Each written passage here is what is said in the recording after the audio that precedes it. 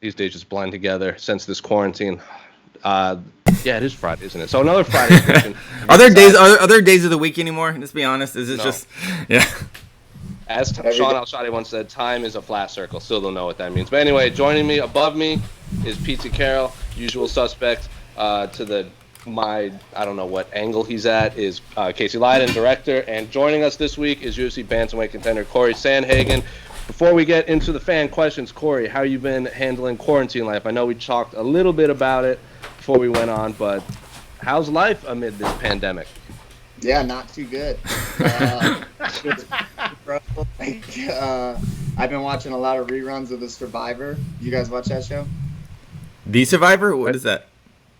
Yeah, like this. It's called Survivor. It's on CBS. It's like a not really old show, but it's been around I think since like 2000s. But dude, I've been like cranking those seasons out. Like, the reality show? Yeah, the reality gotcha, show, yeah. dude. It's good, bro, it's good show. Would you want to be ready? Are you ready to go into the wilderness? Huh? Would you be ready to go into the wilderness from what you've learned from this Survivor show? Would you recommend it in case there is an apocalyptic situation here where we have to start like lighting fires and stuff? It's not like that. Sorry. Oh. Did you guys hear my ringtone? Yeah, it's beautiful. Sure did. What do we got? What's the ringtone? Still Tipping by Mike Jones. Mike Jones. Yeah. Hey, Houston Zone. Yeah, I just changed that because the other day I was so bored. We were just, me and my girlfriend and my roommate, we were just watching a bunch of old like 2000s rap videos and shit. And that song came on and I was like, damn, I love that song. So yeah, still tipping on fofos. Yeah, I got you, man. Well, Derek Lewis would be proud, I'm sure, of repping a Houston-based ringtone from a Colorado fighter. But anyway, Petesy, what's been going on with you besides apparently you have a bad haircut this morning since we last saw you? Can we see it? Yeah, can we see it, Petesy? You talk a big game. Yeah. Do you want to have a bit of a... Here we go. Let's just get it all wild here. I'm trying to make it some type of shape for you, but I can't. It's just... Yeah, that's pretty bad, man. This is pretty good, actually. Man. I'm actually quite impressed, though. If I knew it was going to be this good, I wouldn't have wore a hat. But besides the haircut, I'm starting to crack up a little bit. I'm going to be 100% honest with you. I know a lot of us are already here, but yeah, it becomes irritating to stay inside all day after a while, I guess. No matter how many PlayStation games you buy, how many books you read, or how many Netflix subscriptions you can absolutely like just rinse through. It's just it's starting to get to me a little bit. So I'm very happy to be here talking with everybody again. Well, it's been tough for me considering I know, Cory, you live in this part of the world up in Colorado. I don't know how the weather is up there, but right now in Arizona, it's that perfect time where it's not 1,000 degrees outside, but it's not in the 60s. It's about in that mid to high 70s, and I can see out my window, and I want to go outside and participate in activities. Can't do that these days. I don't know how the weather is up there in Colorado right now, though. Dude, we just had a snowstorm. The opposite. Bro, it's worse. It's worse to have it snow because now you're just like, well, I don't even have the option of going on a walk outside. It's just locked inside, man. Jesus. So I know you don't have a fight coming up, but have you been able to stay active at all during this pandemic? Yeah, dude. So I've taught my girlfriend how to hold the little Taekwondo paddle. Paddle thing. Did you guys ever do Taekwondo? Yeah. The big pad, the round pad, kind of the hand on the. It's got a pad on it. Yeah. Yep. Yeah. So I taught her how to hold that for me. So I've been doing a shitload of just kicks and spin kicks and punching that because she can't hold mitts because I hit like a cannon and her little puny arms she can't handle it. So I've been doing a ton of that, and then I just have been having her like kind of move around, and then I'll just like fit in on her legs for like takedowns. And I've been trying to do that for like an hour a day, and then in the morning I'll try to do some kind of like weightlifting or running or biking or something. But yeah, dude, it's mostly just training with my girlfriend who doesn't know anything about fighting.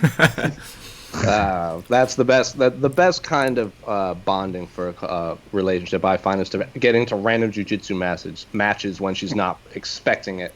But of course, this is not our show. This is the fan show. You guys can ask any question you want, MMA or non-MMA related. I know we get in a lot of random tangents lately. Michael Case talked at length on hunting Bigfoot and fighting bears and mountain lions and all that stuff. I don't know if Cory has any experience. Cory, before we get into the questions, do you believe in Bigfoot? Fans got to know. I believe that there might be like some like weird type of like bear hybrid wolf that could possibly be out there that we haven't really discovered because it's so good at hiding.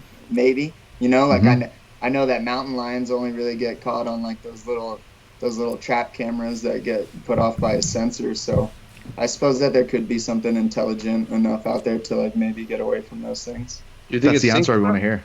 Or do you think it's a pack of them that roam, or one single one?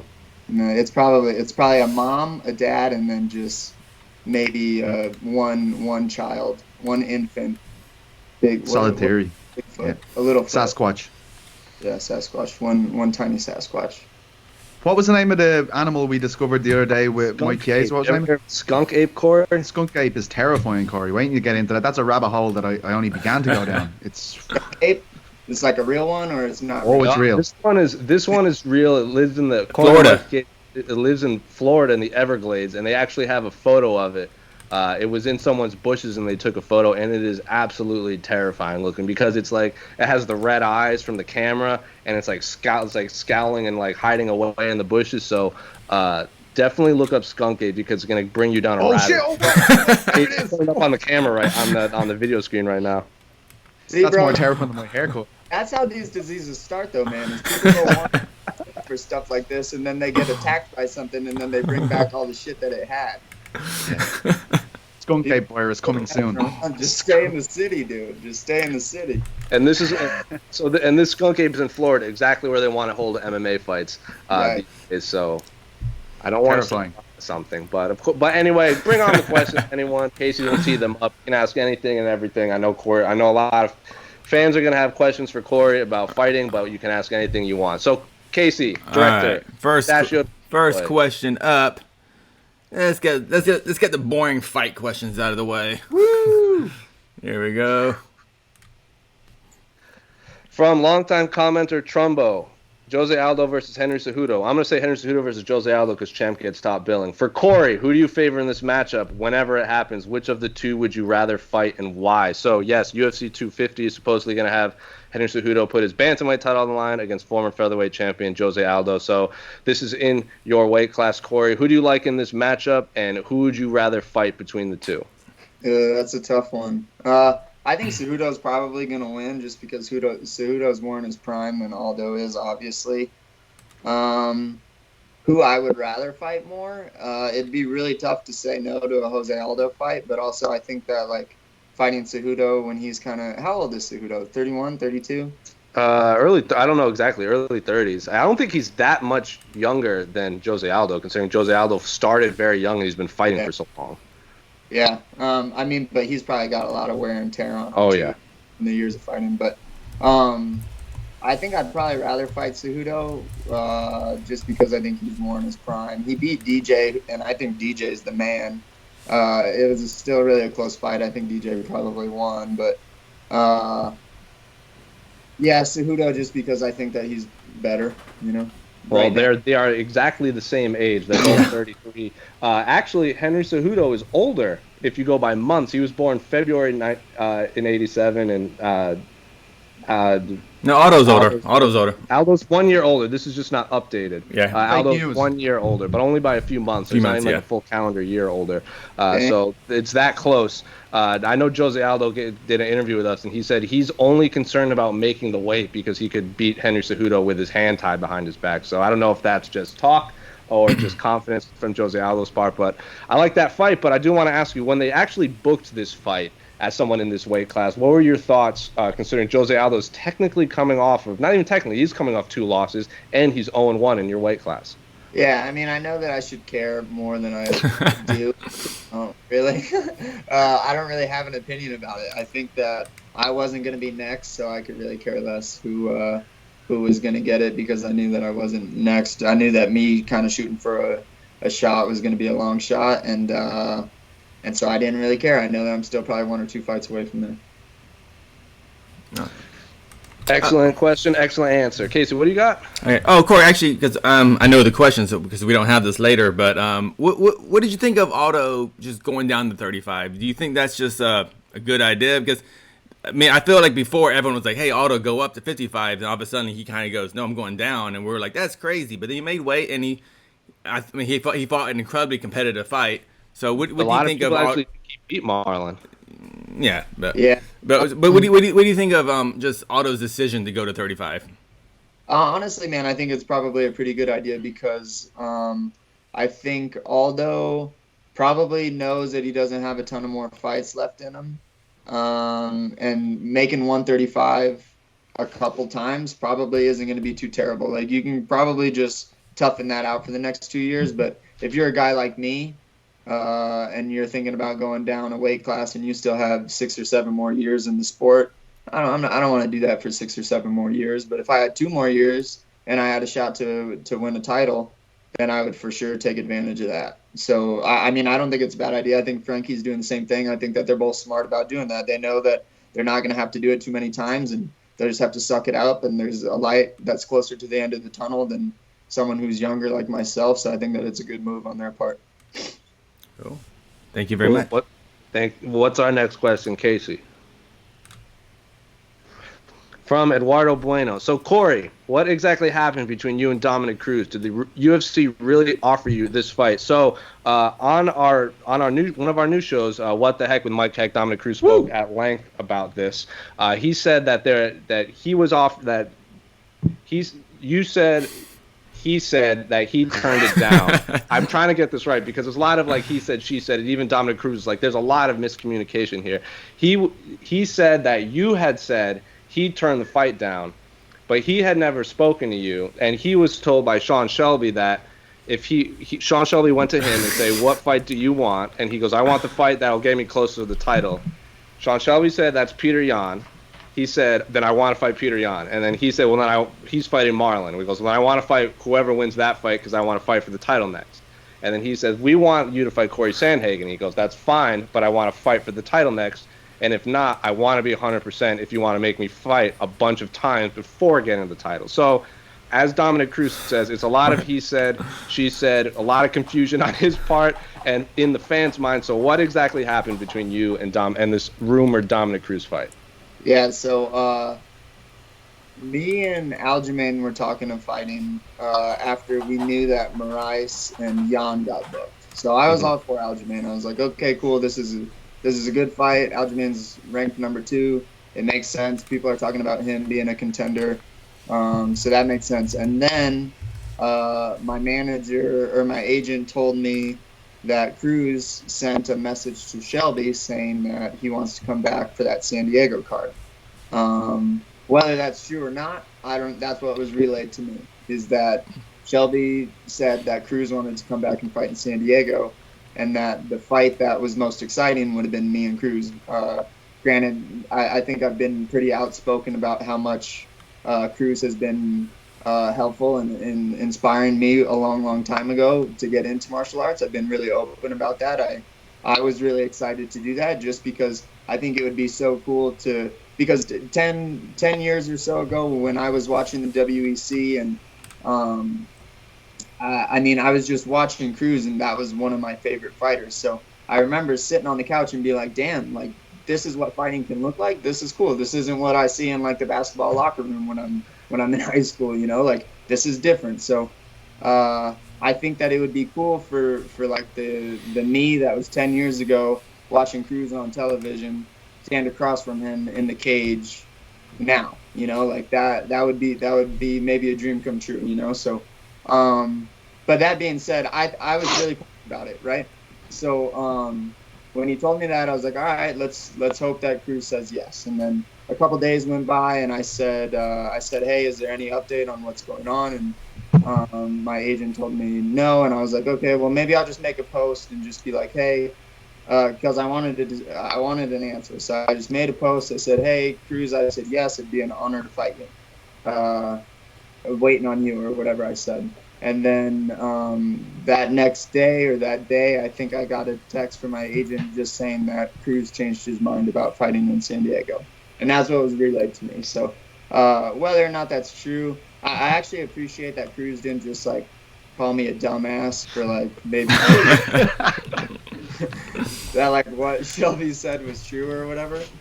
So I actually appreciate how he answered that interview question, because he didn't just like roast me like he maybe had the opportunity to. Because anytime you get like an opportunity to like say a narrative about anything in this sport, guys like take it as far as they can. Look at someone like I think Tony and Khabib. Like, I mean, Tony is feeding this narrative that Khabib ran away and this and that, and it's like, man, that's not true, bro. You know, like Khabib's not scared to fight you. I know that like that's the narrative that you're feeding people, and like a couple people will bite that are your big fans, but it's a silly narrative. But I don't know why people do that. I don't. It seems silly to me. Like, why you want to throw your peer under the bus like that? But yeah, so I appreciate Cruz not calling me an asshole and for assuming that everything that I was being told was true. It must be a really frustrating situation that you're in, Cory, because on the face of it, you're doing everything perfectly, right? Like, I mean, you're winning all these fights, you're fighting spectacularly, but you're kind of become the boogeyman now, where people are kind of like, oh, well, that's a big risk fighting that guy, right? Like, I mean, all these guys like Frankie, the fight with Frankie that didn't come together, now this one with Dom. Fighting a guy like that would be huge for your profile. Like, you know, so many eyes would bring to the sport. Is it just frustrating now? It seems like a very tentative next step. You know, you're really want to go. We're in this pandemic, and you seem like you're just about to take flight basically in the division, and everything's just at a standstill, and you can't get these big guys to commit to a fight day with you. Yeah, I've had a strain of bad luck, I guess. Yeah, man. So that fight in January that was supposed to be with Frankie was supposed to be my coming out party. It was supposed to be my Uriah Faber to Peter Yan's fight. You know, that's what it was supposed to be for me. The stars didn't line up that way, and like, what am I gonna do? Just bitch about it and complain? And you know, like I'm a really high risk fight and a really low reward, and really there's nothing to blame that on other than me myself not making myself a higher reward fight, which is. One, my own fault, and then two, it's just the nature of the beast. You know, like I was supposed to fight Frankie, didn't happen.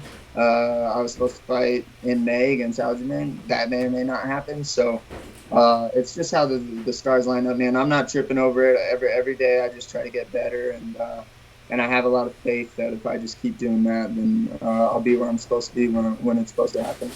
Do you ever feel that pressure to maybe ham it up, get the old drama going? Like, I always talk to Leon Edwards about this as well, whereas he knows, like, he probably would be rewarded for that behavior, right? But he doesn't want to jeopardize who he is. Like, at the end of this, he wants his son to be able to watch this and go, yeah, my dad did the right thing there. You know, like, things like that. Is that how you feel about it too? Like, there is a quick buck to be made from talking a lot of noise, right? I would love to be able to do that, but I can't, man. I can't. I would come off like such an asshole, bro. Like it would look so terrible. I'm just not good at that, man. Like I'm not good at that. I'm good at like being polite and genuine and honest, and that's what I'm good at. And that's what I'm good at. You know, like I'll shoot it to people straight. If I think someone's being an asshole to me, I'll call them an asshole. But I have a lot of respect for the people that are around me. I have a lot of respect for and what's the point of hating on people, man? Like all the hype. I've been struggling with this, if I'm being honest. I know that the UFC and all the fans are really on board with Peter Yan, you know, which what am I gonna do? Hate on him for like him having the stars line up really great for him, you know? Like that's fine, man. Like me and him will fight one day and it'll be unbelievable. And then we'll see who's the better man, you know. But I'm not gonna get too caught. That's a lot of energy, bro. That's a lot of energy every day. You know, that's a lot of energy. Jealous energy is a lot of energy to be given up, and it can go in a different direction. Do you ever look at past fighter? And this from the outside looking in, it seems like you're in kind of in a similar position as like Kamaru Usman was a while ago, where you have this big string of wins. And all of these veterans don't want to fight him because, A, he's not relatively known by the masses yet, and he's a super dangerous fight coming into his prime. You don't want to risk your position in the rankings fighting such a dangerous opponent. And he is basically taking any fight and then he's offering to step in.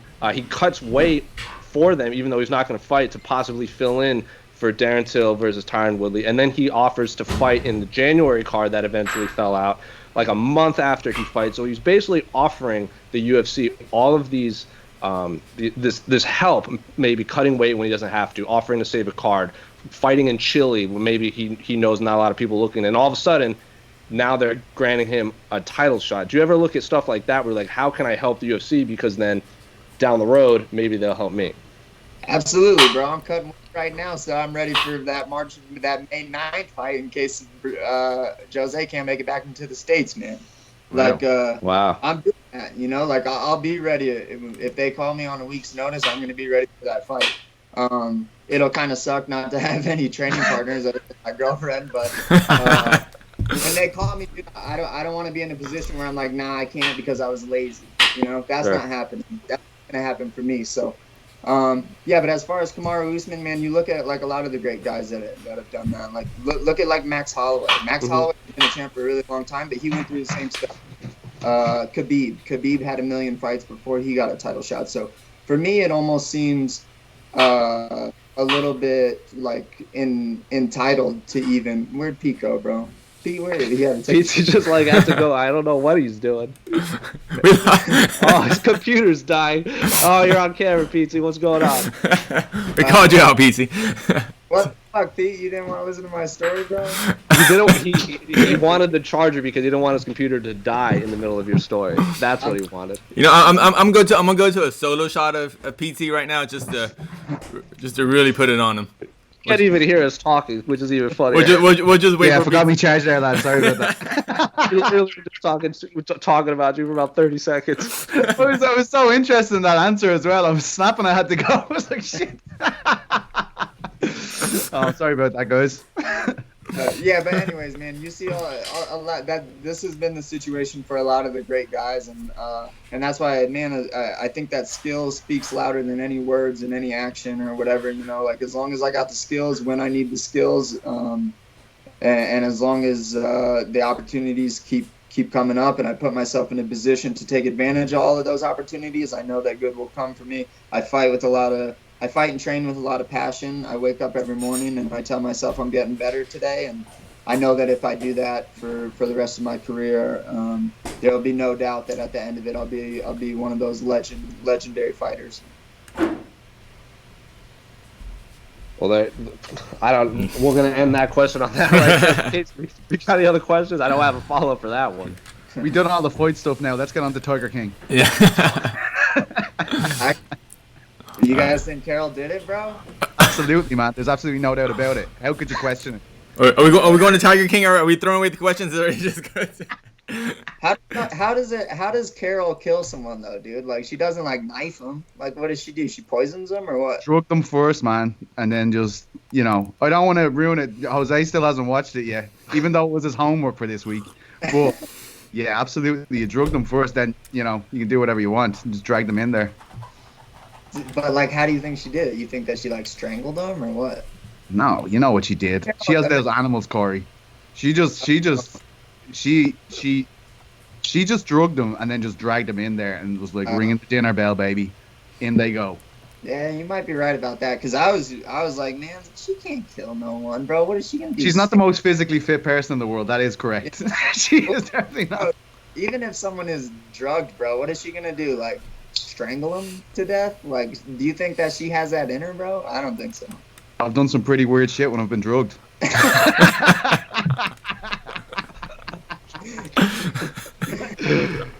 This is the blonde woman I keep seeing all over social media, right? The one that's like an animal rights person I keep seeing. Yeah. I still haven't seen it. We got all these questions about it. I still haven't seen it. Jose, like, there's no fights to watch. You literally have nothing to do all week. You have nothing to do all week, Jose. What are you doing? It's a trash show, dude. It is a trash show. It is. No one is good in that show. I didn't leave happy at all. I was like, everyone that I just built a bunch of rapport with sucks. Yeah. Yeah, it does actually feel like that. As it unravels, you're like, oh, well, I mean, within the first 30 minutes, you're like, these are all horrific people. It ends the same. It ends the exact same. I wanted to watch it, and then I kept seeing like the tigers in Florida, like in cars and stuff. I'm like, this is gonna stress me out. Like, I feel so bad for these animals. I can't watch this right now. Yeah, everyone's bad in the show. Yeah, it's pretty trashy. Maybe I'll watch it this weekend so we can talk about it, because we're just going to get more questions. Like last week, Aaron Chalmers asked us, what are we going to, like, who would win in a fight between, like, this person, and this person, and this. I'm like, I don't know what any of this means, so please have at it. We were basically fantasy matchmaking a MMA card based on characters from the show, and I was like, this is all you guys. I don't know what any of this means.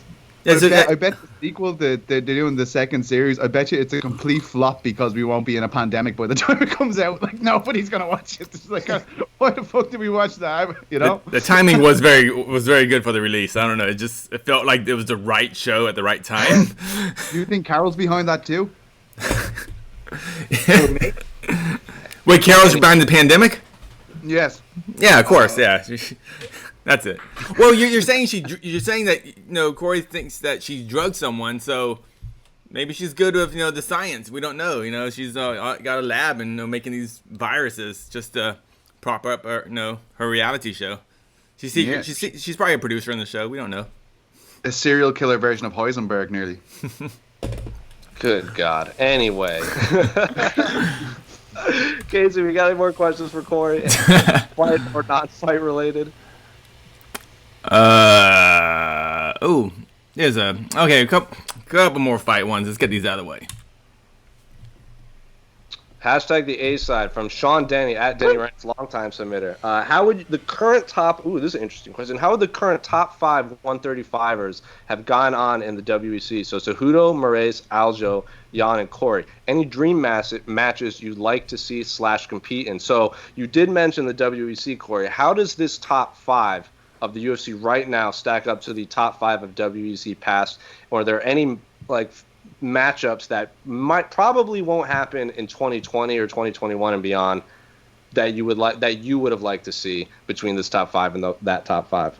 Ooh, I don't know, man. That's a good one. The WEC guys are the OGs, though, man. Like even Faber. I remember when I was watching the WEC and first getting into MMA and stuff. I remember being like, man, fighting Faber would be cool too. Yeah, I don't know. The top 5. Who else was in the WC? I remember. We had Brown, Cruz at 35. At 35. Sorry. We'd have Brian Bowles, Eddie Wineland, Demetrius. Cruz was there. Demetrius, he's at 30. Scott Jorgensen was really big, right? He was great back then, Scott Jorgensen and Eddie Wineland. I really liked those guys too. I was also a really huge fan of Cowboy. But yeah, I remember, I think specifically, Eddie Wineland, I was like, damn, that guy's cool. Faber, I thought was super cool. Cruz, I thought was cool. And Scott Jorgensen, I remember, I think it was really, really cool. Miguel Torres was the long-reigning bantamweight champion, right? Oh, yes. Yeah. That's right. Yeah. Before there was Dominick Cruz. He was 10 pound for pound in the world for a long time. Yeah, he was the man. Yeah. What did he fight? Did he fight at 135 when he was in the UFC? Yeah, he fought 135. Yeah.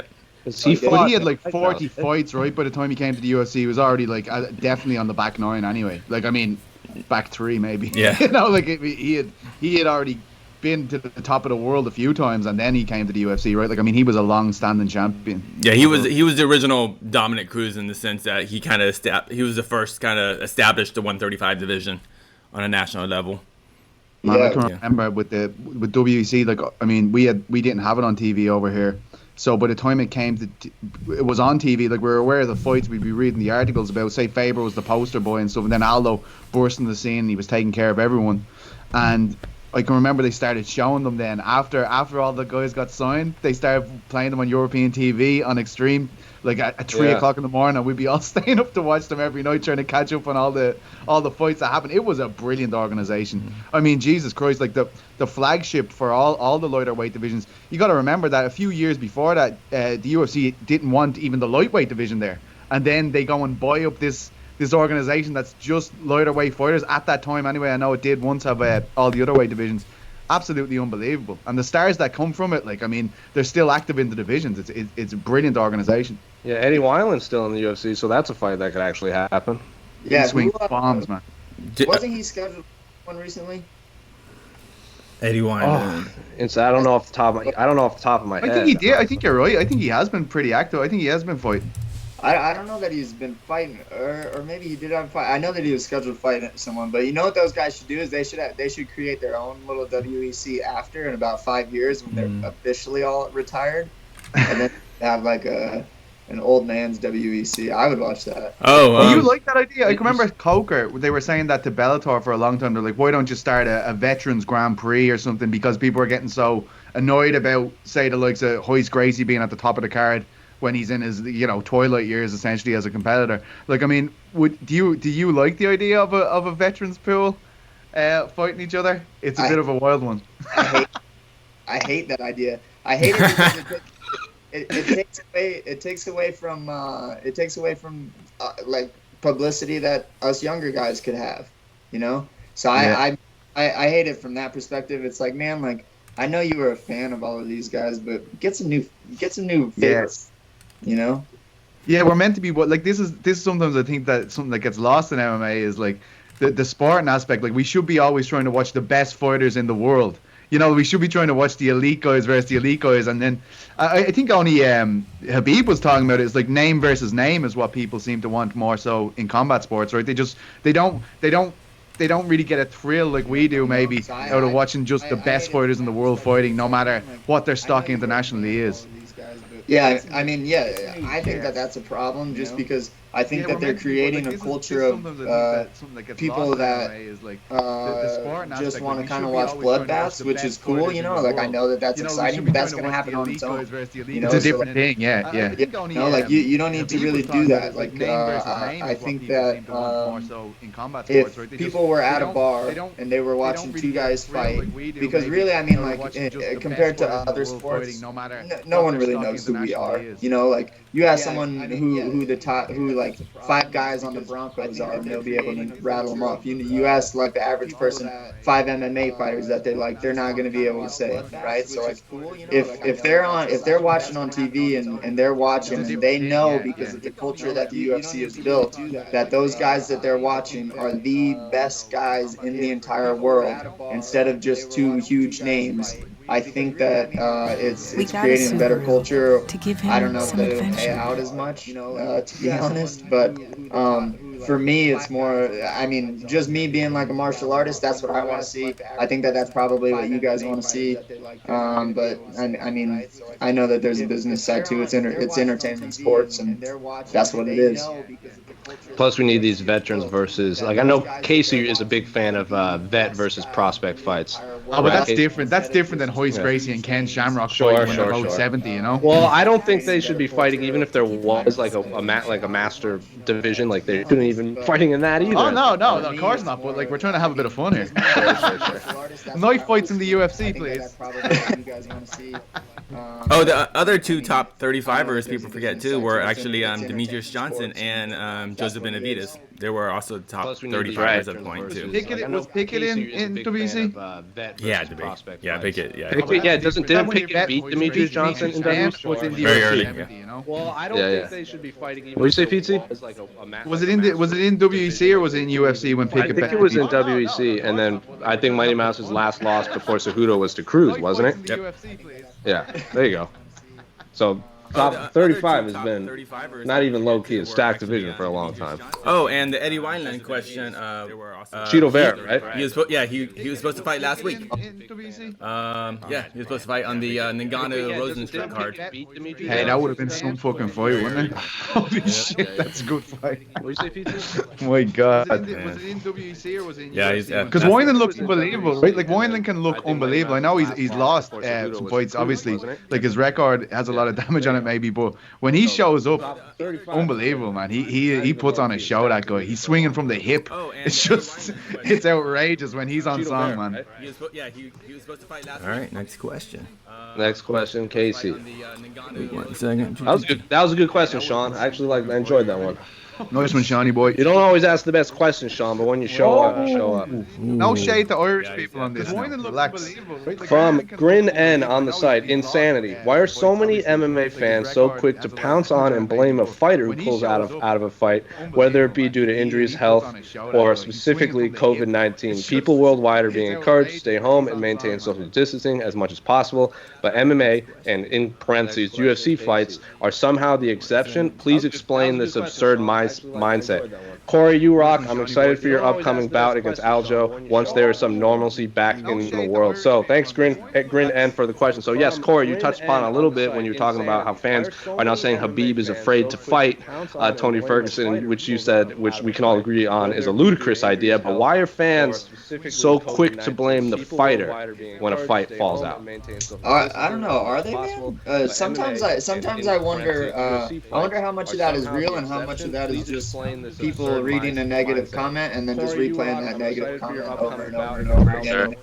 So like, I think most people aren't idiots. I think that there's a couple of idiots that implant stupid idiot ideas into our own heads, and then we have to deal with those ideas that they planted into our heads. But I don't really know that that's the case, man. Like I would have made a sacrifice to watch Khabib and Tony fight. Like I would have let them get sick.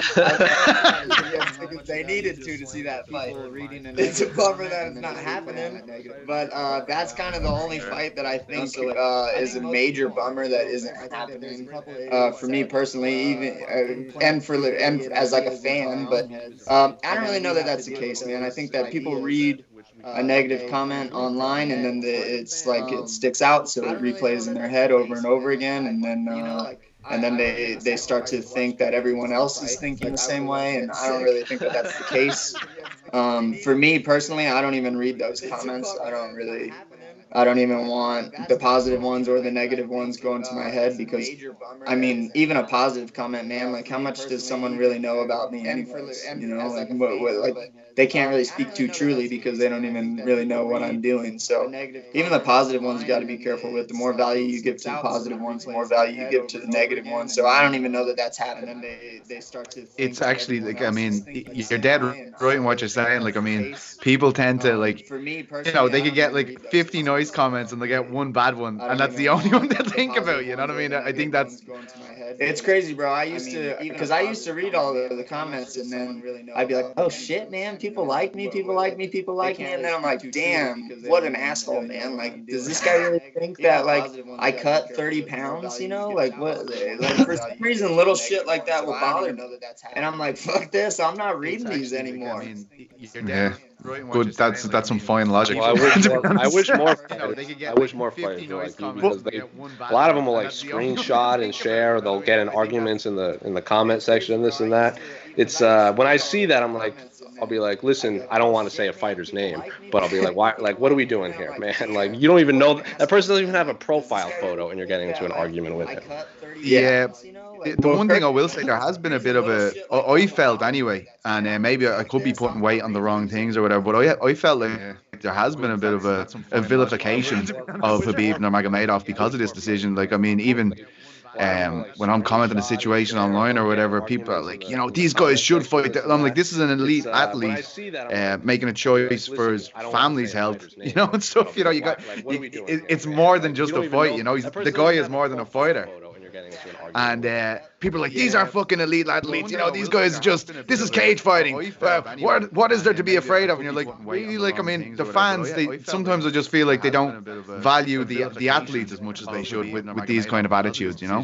Well, dude, my favorite one is, my favorite one, I think I saw the other day, just because I got caught slipping and it was weird. But it wasn't about me. It wasn't about me, so I don't really give a shit what people say about other people. But I think it was like, hey, they're still going to have UFC fights, I think, probably, so shouldn't the UFC fighters still fight whoever, because they know that they're better than them anyways? And I was like, dude, would you ask the New England Patriots to go play against some scrub NFL team on no notice at all, and they only get to do that 2 or 3 times a year if they're lucky, and if they lose, then they get set way back. Like it's just like stupid, you know. It's just like a bunch of stupid stuff, you know. The internet is full of a bunch of stupid stuff. Yeah, it really is. Hey, The internet being hey, stupid. Cory, Come on. sorry, I'm gonna interrupt you 1 second. Cory, do you have headphones by chance? Yeah, let me. Yeah, I think I'll text. I think I'm getting a bit of an echo on the broadcast. Okay, I got you. He's hard work, Casey. Sorry about that, Cory. No, it's fair. Yeah, I run a podcast too, so I know how to speak. Look it. What is it? Tell us about it. It's called Punch Like a Podcast. I do it with a comedian buddy of mine, Mitch Patel. We interview fighters on. Hold on, let me. Can you bring in the headphones? With. Yeah, let me. I'll text. We interview fighters about kind of like more of their lives and like how they deal with kind of the stresses of fighting. We interview comedians too. Like we've had Jim Norton on before. Carlos Mencia we had on that. He was a big one. What is it? But yeah, we've gotten some really good fighters. Volkanovski was on when we were in Vegas trying to crank out a bunch of them. Benavides we got on the other day. But it's just like, you know, not so much shooting the shit. We try to stay as focused as we can on like the performance part and kind of like the dealing with life part in a career like this. So it's cool, man. Joseph Benavides, I think, was probably one of my favorite ones. He talks a lot about the championship loss and just stuff like that, which was sad. So yeah, it's cool. It's fun too. I think I do a lot better. I got that. I think I do a lot better in interviews because I'm getting a little bit better at talking about stuff. Do you take much from that, talking to the experienced guys, say like Joey B, who's been in a lot of title fights? Do you get a lot from that yourself? What, interviewing Joey B? Yeah, like just getting an insight into his mindset and stuff like that, and then you know, giving his experience. Yeah, man. And that's why I really like doing it, is because I've been able to talk to a lot of different types of fighters and kind of like pick their brains about stuff. And Volkanovski was really cool to talk to too, because I really admire that guy. I look up to that guy just in the way that he presents himself, and I think that he's created a fight style that works perfectly for him. So kind of picking his mind about that, yeah, picking Joseph's mind about stuff. Joey B is like a really interesting dude to talk to. Anyways, he's just he presents himself well. I like talking to guys like that. Yeah, it helps me a lot too. And the comedians that we talk to also, you know, like comedians are interesting because they just spend so much time reflecting on little life stuff and then try to make it funny, which is cool, you know, like that's interesting to listen to. Sounds good. He also happens to be one of the nicer human beings in the UFC. So who, Joe? Yeah. Yeah, bro. I can't say enough nice things about that guy, bro. That guy, he presents himself well. I like talking to guys like that. He likes his movies. I know that much, right? He did that 20-minute interview. Yeah, I don't know if you've seen it, Cory, but we went. He is the UFC's resident cinephile, where he can like review movies off the top of his head. We had like a 20-minute video where he just broke down the entire Oscar scenes, and then I had to cut it short. He could have done it for an hour, but he is the UFC's resident Renaissance nice guy. So if you ever have a chance to just interview him about art, movies, or coffee, you're gonna be there for a while. He likes his movies. I know that much. Let's get him on to talk about Tiger King. Yeah, I don't know if you've seen it. Bantamweight edition, bantamweight flyweight edition, Tiger King. But Case, we got any other questions for Cory? Movies off the top of his head. Not yet, because I need to figure out this audio thing. Apparently, we're getting some bad echo, and I do not know why. And then I had we all have headphones in. He could have done it for an hour, but he's It's not any of us, I don't think. But well, it's one of us. So if you ever have a chance to just interview the joys of live. I don't understand even how to use my computer, so don't look at me. I mean, it's probably me, but I can't fix it. Cory, you said you had Carlos Mencia on, if I heard that correctly. How was he on your show? Dude, really, really likable, actually. I was a little skeptical because of all of the stuff, you know, that's been kind of said about him and stuff. We didn't actually get to talk about that with him. I didn't really want to bring it up, you know, and he didn't bring it up, so it just didn't happen. But dude, super likable guy, man. Like really, really relatable. Seems like a good guy, you know. yeah, no weird feelings about how he was acting or talking or anything. I thought he was a good guy. He's making a comeback, right? Like, I mean, I think that's the whole thing. I think he's kind of trying to get himself kind of out there again, as far as I know, right? Like, I mean, I've heard a good few podcasts kind of talking about him. He seems to be more relevant than ever, really. Than he has been since the whole Joe Rogan situation, anyway. Yeah, maybe. I'm not too sure. We had him on a while ago. We kind of just put all of them into the library, and then we just release them week by week. That way, when I go into camp, I don't have to stress about how interviewing for a podcast. That's a good idea. What do we got, Casey? I think we all right. I think we fixed the audio. Woo! Yeah. Oh, whoa. Someone just well, we almost fixed it. Yeah, it just got stupid for a moment. Hold on one second. Then he has been for some reason system situation anyway. Do a little fix ups real quick. Go on, Casey. You do it. Do that audio. That crystal behind you, bro. That crystal is getting in the way of the frequencies. Okay, so I was gonna get to the this. Power. Be the power. I was gonna. Whoa. We have a lot of listeners on this show specifically who are very much into crystals. I mean, we have nice. A loyal listener, Jessica, who mailed us crystals. The Crystal Queen. She mailed us crystals to the show. See that salt lamp behind Petesy? This is the story behind that salt lamp. He went to cover was it Cage Warriors or Bellator? Bellator in Dublin. Bellator in Dublin, and a fan snuck that into the arena and gave it to Petesy solely because he watches this show. So we've asked a lot of fighters about their feelings on crystals. Brian Kelleher was on this show, and Jessica sent us crystals, and we gave a crystal to Brian Kelleher specifically because he asked for one. And 1 hour later, he gets bumped up to the main card of a Conor McGregor fight card and then wins a performance bonus. So I don't want to say it was, but it's 100% the crystal. So, what are your thoughts on crystals right now? Jessica sent me some crystals too. I want to get bumped up. I want to level up too. I think the crystals. Religion and spirituality and crystals and esoteric type stuff like that. I think I'm pretty interested in the crystal stuff. I think that they are just. There you go, nice, Pete. You feeling better now? I feel like nice. See it. All right, bro. Good. Take your hat off. See if it healed that haircut. Oh, wow. It's still fucked up on the. I think that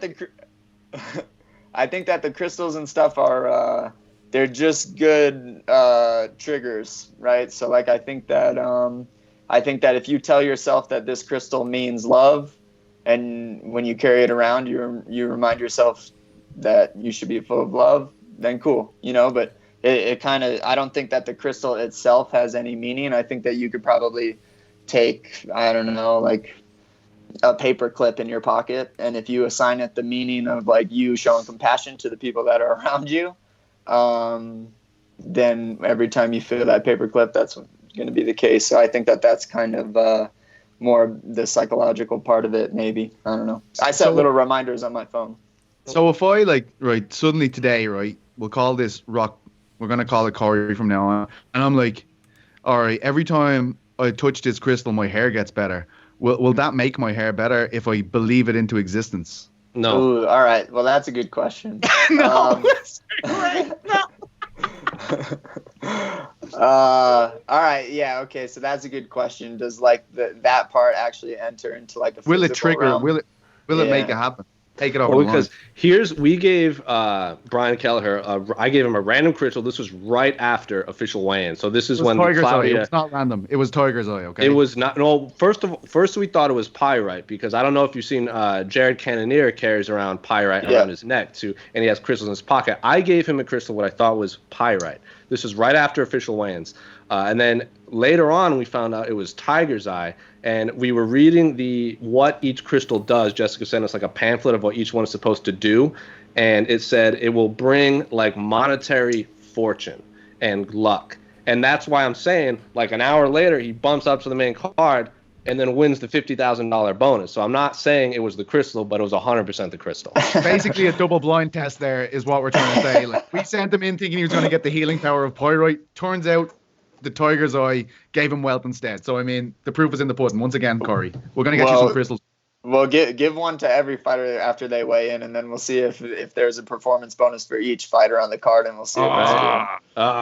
You know, See, it might put us. We need so Jessica, send us all of your tigers out because we're running low. Empty the quarry.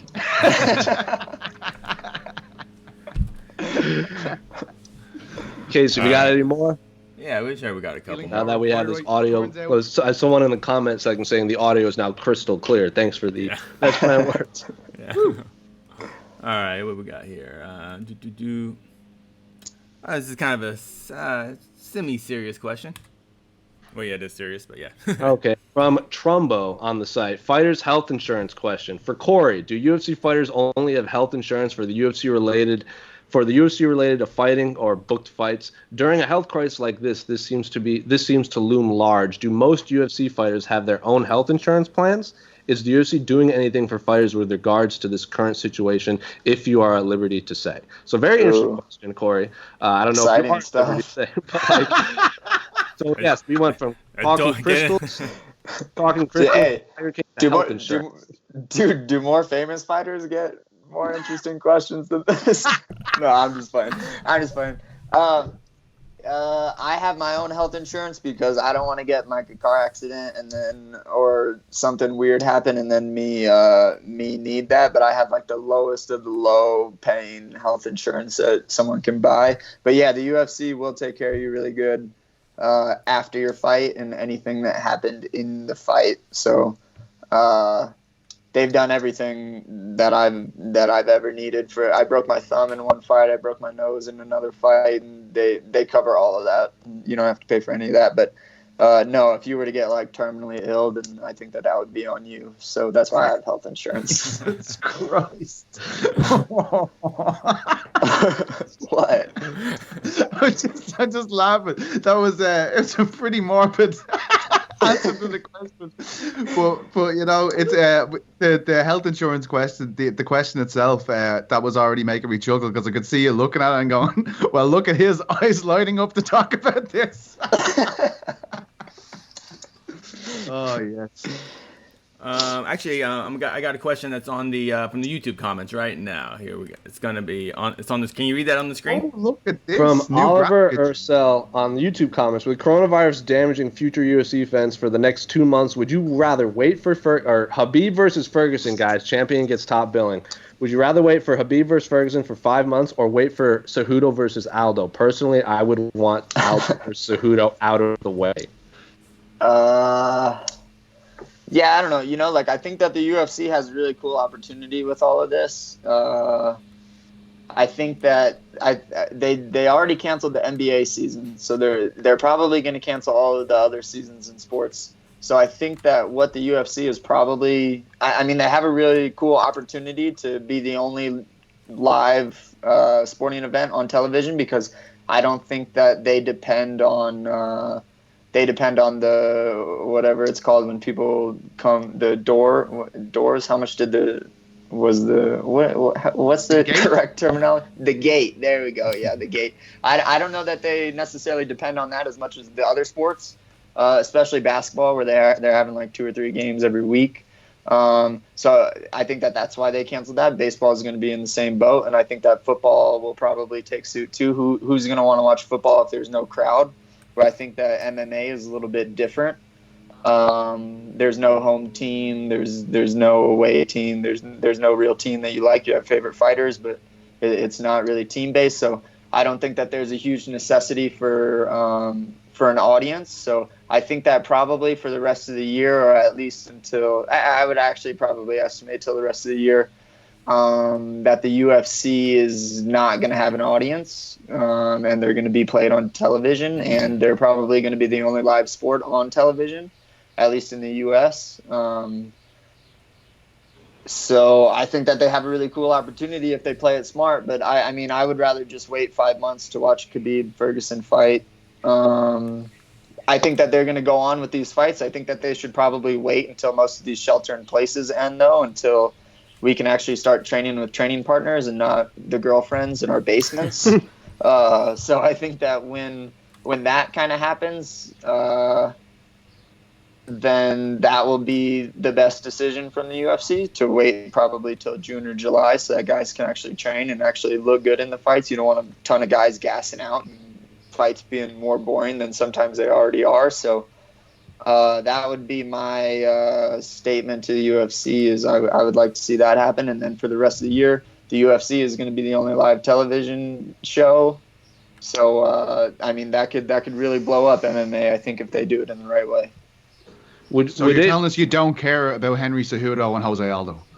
not really, bro. Not really, because I still have a couple more fights, bro. I at least have one more fight.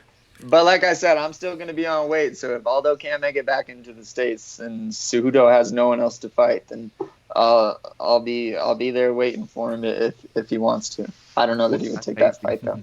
Would it be weird fighting in an empty arena for you? Probably, yeah. I really like the lights. I really like hearing what people are saying. I think it'd be weird. But I don't know. I guess I haven't thought about it too much. I think that there would probably be some different types of psychological things that you could maybe do,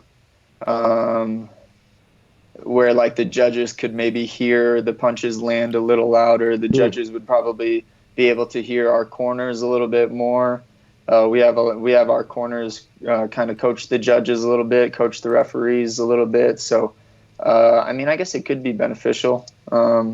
But yeah, that would be weird. It would be like, I don't know. Do you think anyone would even cheer in there? Do you think that like Dana White, Sean Shelby, and Mick cage side would even make any noise? Well, yeah, I don't know if you saw that video, but Mick Maynard for the UFC Brazilian card was doing like the woo chants and the stand 'em up chants, and he was like, I'm filling in for all the fans. So he was doing all of the chants solely by himself, octagon side. All right on. Well, I guess as long as Mick wasn't biased against me, then like yeah, I'd be down to that. Well, it's also feed off the crowd at all, Cory? Like, I mean, do you know when you're very creative when you're fighting? Like, I mean, is it methodical for you? As in, like, this is gonna be the way I'm gonna go about my business anyway, or do you feed off the crowd? As in, because sometimes you're getting very loose in there, right? Like, I mean, you can see it. Is that you feeding off the crowd, or is that you just enjoying your dominance in the fight? I try to just do whatever I want, you know, as much as the other person will let me. I try to do what I want. So until, you know, and that's like what the looseness is it's like I've had a lot of fights where I fought really timid, and I was really unhappy with myself afterwards, whether I won or lost. So to me, it's like, all right, well, why are you doing this? And it's because I want fighting to look really cool, and I want fighting to look really efficient, and I want it to be mine. So if I'm going to go out and fight kind of like a bitch, you know, like what fun is there in that? You know, like, cool. Like if I get hit good, then cool. If it knocks me out, okay, maybe I'll change something. But you know, but it's kind of not relying on the crowd though. No, it's me. It's honestly, man, like the only thing I really care about is me and my performance. You know, am I happy with it? Am I doing what I think martial arts can look like? And I kind of got lucky in having that point of view, and because I do want martial arts to look cool. I don't want it to look like I'm taking someone down, holding them, and then just like squeaking out wins. I don't want that. I want martial arts to look cool, and that's what I try to make it look like.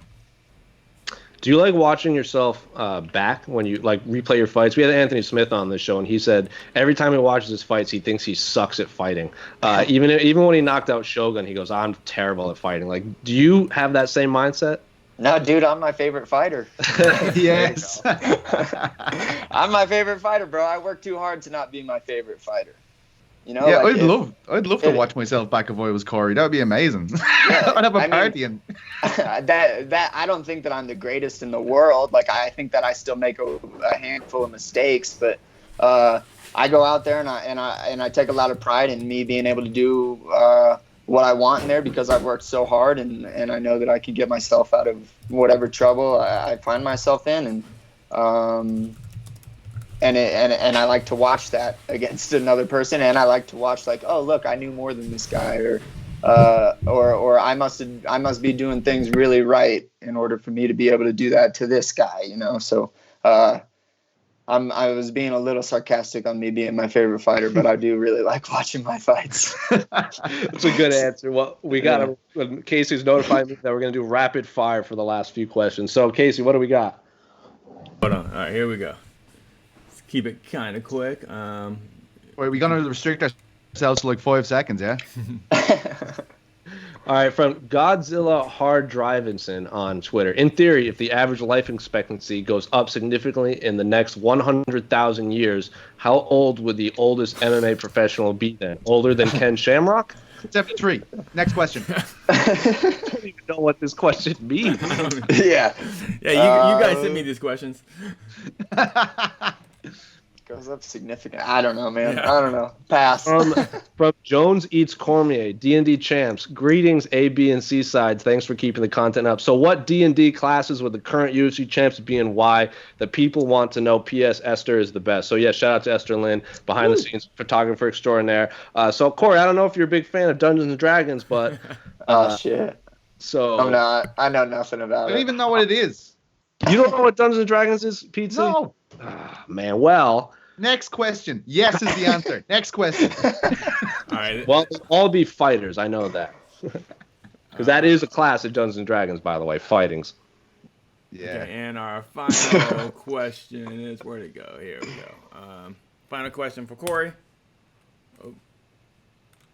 Boom, I've been doing a good job with these rapid fire ones, no? There you go. Jose. Someone says, Jose, ask Cory who he thinks is the all-time UFC GOAT. Ooh, George, bro. GSP. He's a goat. Definitely. Who? So, do you have a top 5 in the UFC or just MMA in general? Of all time or In the annals of time. Ooh. Aldo's up there. GSP's up there. Khabib's definitely up there now. Two more. DJ's up there for sure. Absolutely. Is Fedor in? A lot of lower weight classes in your top 5 ever. Yeah. Well, I've always watched sports just to learn from sports. I don't really watch sports a ton for entertainment. It's always been so I can learn something. That's why I used to watch basketball. Is not because I liked any team. It was just because I wanted to get better. But last one, I don't have maybe not an MMA fighter, but a boxer that I really like watching is Pernell Whitaker. Yes. He'd be up there in my top 5. So no John Jones in your top 5? Nah, man. To me, no. I was going to ask, right? I was going to ask because there's no Anderson, there's no John Jones, and these are all guys who have popped. Is that why they're not on the list? I think that there's, to me, this is more than a sport. It's more than just being good at something. I think that if it doesn't transcend into real life, then what's the point? So, not to say that they're maybe living wrong, but I think the guys that I listed are for sure Martial artists. You know, they're artists in the cage, but also outside. So what about a fighter outside? Like a lot of people argue over who the greatest heavyweight is. A lot. I think the kind of the default answer is either Fedor or Kane, and now Stipe and DC are up there. So where do you classify someone like Fedor? Never fought in the UFC, but a lot of people hold him in high regard. Yeah, that's a tough one. Fedor. Yeah, he's up there, man. But to be honest, man, I don't really enjoy watching a ton of heavyweight fights. I just don't. Oh, feel shade. Like That's shade. That is shade. I mean, your last fight was headlined by the heavyweight championship of the world. That is shade, but I don't know, man. I like watching to learn. Hey, that ain't shade. That's truth. Write it up, guys. Write it up. Cory Sandhagen hates UFC heavyweight. Either the heavyweight fights are either the best fight in the card or the worst fight. Yeah. Especially when I sometimes wonder if I'm like, man, would I rather be a heavyweight than a light guy? But then I think that the amount, like if I get hit, I might, like if I get hit good, I might get knocked out. But for the heavyweights, if you get hit good, you are getting knocked out. So like for me, it's like, do I want to walk into a fight knowing that? That would suck, man. You know, so they have their challenges too. Imagine all the pizza though, Cory. Oh, that's true too, bro. That's true too. So pizza getting knocked out. That's where that's the balance in life right there. What about a Saturday fighter? night in Ireland, man? What about a fighter like Israel Adesanya right now? Do you think he's kind of on the cusp of being in this all-time great conversation, or is he still a few wins away? He is undefeated. He is the champion. He's racking up these wins, but maybe not there yet. Yeah, it's too soon. It's too soon to tell. I really like his. He came out to Colorado and trained for a couple of weeks, so we got to get to know each other just a little bit. But I think he's a good guy. I think that for me, like, for you to be one of the greatest of all times, you got to be one of the greatest for a really long time. He's only been the champ for maybe a year or two. I don't know if it'll last for another 5 years. If it does, then yeah, he's definitely in that conversation. Well, we're running up on time. So, Cory, as per usual, on this show, the guest of honor gets to say, plug, talk about anything they want. Doesn't have to be fight-related. So the floor is yours, Cory. Yeah, no, I don't have too much, man. Just listen to my podcast, okay? Punchlines podcast. It's on all of the podcast apps and stuff. So I'm not the greatest salesman, but I think it's a pretty decent podcast. I'm getting better at interviewing people. I know that I'm not the greatest at it yet, but I'd appreciate it if you give it a chance. Get that man some crystals. What's your question for the media guys? Yeah, if you're Mr. Interview. Yeah. What you got? You got any questions? You want to flip the script? Why is your hair so shit, Petesy? Yeah. Yeah. So all right. So well, I guess let's ask two. One more general. One a little bit more for myself. But I guess the one for myself is oh shit. Whoa. This room does that sometimes, bro. I just moved into this house, bro. It's the crystals, dude. I need some crystals. Oh shit! It's a haunted house right now. Dear God. Let me go out here. Back to the 90s. The trans nation is back. Throwing a rave. Yeah. So what is it? Forgot. Yeah. So I'm fairly good at listening to people. I feel like I can do that pretty good, but I have a lot of issues coming up with the next question. What are you guys like consciously thinking about the next question, or how does that work? So when I do media days, at the beginning when I first started, I would write a lot of the things I wanted to talk about down. And I found myself sticking to that script where rather than listening to what the fighter is saying, so they could be saying something super interesting that I should have fed off of and continued with that. But in my mind, I'm like, I got to get this question in. So like I was talking, like, for example, I was interviewing Gegard Mousasi, and he was like, yeah, I might drop down the welterweight. And then when I replayed it, I was like, wait a minute. That didn't even register in my mind. He wants to fight Lima at welterweight for the Bellator championship.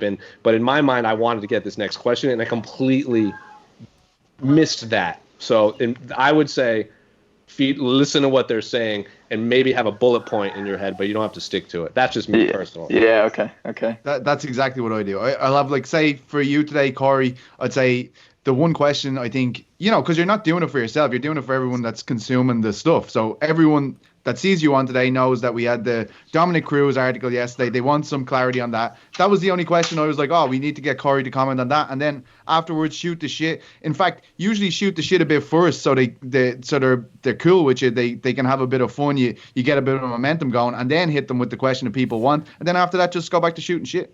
Yeah, okay. Yeah, actually, I would say those two guys said, have your maybe just 2-3 topics you want to hit, but really the most important part is to listen, because once you get kind of caught up in, like, I got to ask these 6 questions, they're going to say something like, like they've never said on camera before, and you just blow right by it because you're so occupied with the next question is in your head. So it's just, it takes practice and just a lot of listening. Yep, you can see you guys getting sick of it when you ask a generic question like, "How did you get into the sport, Cory?" You're just like, "Oh, fuck's sake, here we go." It's just like straight away to like, "Oh, for fuck's sake, why do I have to answer this shit question again?" Yeah, hope that helps. Yeah, that actually does help. What? Okay, how about if shit, what was I about to ask? This always happens to me, man. Oh, dude, that's the worst when you get hit with that block and you're like, you're gonna ask a question and just everything goes like you're like, I don't even know this guy's name. Like for some reason. Oh, okay, yeah. So what's the most efficient way of like? Do you guys think that social media is the biggest way to get everything out there, or do you guys think that like what are you guys looking for to put out onto social media? Because if that is even the biggest way, or is it like it can't just be word of mouth, or is it like advertising? Is it like paying for posts? What do you guys think is like the most efficient way to get the most kind of publicity on the podcast? We're lucky, like the fact that we're with MMA Fighting, right? Because they have all this huge social media following straight away. So you're going to get a certain amount of traction straight off the bat. But if it's not good, they're just not going to come back, and you're going to get absolutely annihilated for it.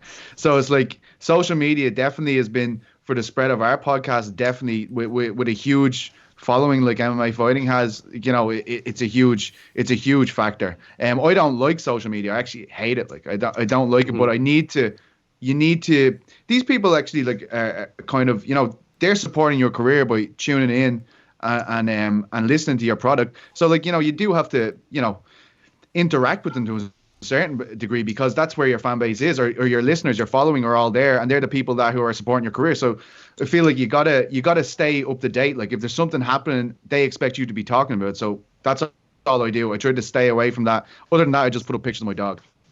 Yeah, word. Yeah, I view social media as like the step in the door, and then it just the quality the quality's on point, they'll stick around. I mean, that's how Joe Rogan blew up. Like at first it was like, hey, listen to my podcast, and then you listen to one episode and people got hooked. So I just view social media as the first step in. It's a good sounding board too, like, because if the people that listen to you will tell you if it's shit one week, you know, it'll be like, that wasn't great. I didn't like that interview. You know, they'll tell you that. Like, I mean, if the people who are listening to it every week are seeing problems, like, I mean, that's good intel, right? Like, that's something like, it's constructive criticism. I think some people fly off the handle. I do it an awful lot myself, so Carrie said. It's also how I figure out when the audio is like, when I used to run board, I'd be like, the audio was bad last week, so then that's how I know when to fix it.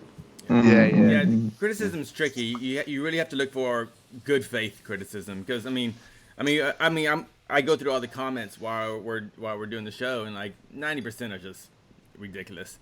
But then dumpster fire. Yeah, so it's really getting a good filter for, you know, criticism with good faith behind it. But yeah, cool. Our final, I just want to throw this one. Our final question, and then we'll go off the air. Right here, guys. Here we go. Nicholas and Jeremy, what's your max bench? Oh, 7. Damn. That's fucked up. I know. That's fucked up. I know why you're asking that too. That's fucked up. Boy, what was she asking that? Tell us. Cause I'm skinny, bro. I got no pecs, dude. I got no muscles. That's why. Well, mine's 7, Nicole. So 7. I can't remember the last time I bench pressed. Yeah, I don't know when the last time I bench pressed, but I don't know. It's probably around like 500. Yeah, I don't know. 7. Yeah. 500, 600, 700. Yeah, and 1,000 reps, right? Just one rep. Yeah, one rep of probably around like 600 probably. All right. Yeah. So. Well, before we go, also, Cory, Jose Shorty Torres wanted to say hello. He was on the show last week. Said you guys. That's shade. Write it up. Oh my God! And last episode, Petesy was trying to get book a fight between who was it, Manel Cape and Shorty Torres, simply because Shorty didn't recognize the name, and it was so there was shade. Oh, the whole place descended into darkness. There was so much shade. Well, Jose wants to say hello, but for Petesy, that's Casey. That was Cory. Cory, you were great. We'd love to have you back on the show. Awesome. Sweet. We have a lot of time coming up. We can fill the cap. We'll have more questions. Jessica, send Cory some crystals too. You can be officially part of Team Crystal. But for Jose, that's Petesy, that's Casey. We'll be back Monday. Thanks so much, Cory. We're out. Hell yeah, thanks guys. That was fun.